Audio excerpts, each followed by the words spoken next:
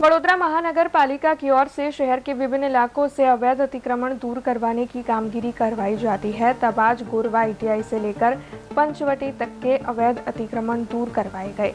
दरअसल इस दौरान विधायक केयूर रोकड़िया भी वहां पर पहुंचे थे।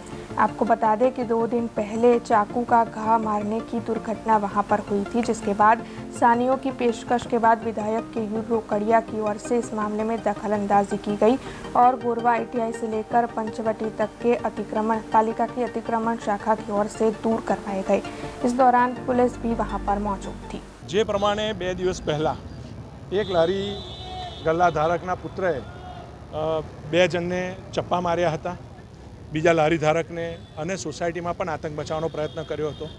ગઈકાલે પણ માથા ફોડવામાં આવ્યા છે। એક લારી ધારકે બીજા લોકોના પથરાથી માથા ફોડ્યા છે। આવી ઉપરા છાપરી ઘટના બને અને જે રીતે ન્યુસન્સ ફેલાઈ રહ્યું હતું ત્યારે કોર્પોરેશનના મ્યુનિસિપલ કમિશનર અને મેયરશ્રી જોડે મારી વાત થઈ અને કોર્પોરેશનની ટીમ અને પોલીસ વિભાગની ટીમને સંયુક્ત રીતે આજે આ લારી ગલ્લા હટાવી રહી છે। બિલકુલ અહીંયા જે સિદ્ધાર્થ કોમ્પ્લેક્સ છે એના રહીશો દ્વારા પણ આજે સવારે રાધાકૃષ્ણ સોસાયટીના પણ અમારા સૌ આગેવાનો દ્વારા પણ અમને રજૂઆત કરવામાં આવી હતી અને એના આધાર પર આજે અહીંયા આ ઓપરેશન કોર્પોરેશનને પોલીસની ટીમ કરી રહી છે। નિશંસ જે રીતે અહીંયા 2-3 દિવસથી ઉપરા છાપરી ઘટનાઓ બની રહી છે તો એ દેખાડે છે કે ક્યાં ને ક્યાં તંત્રનો કંટ્રોલ આ વિસ્તારમાંથી જઈ રહ્યો હતો ત્યારે તંત્રએ એક્શન લેવાની ફરજ પડી છે। अब खबरों से लगातार अपडेट रहना हुआ आसान।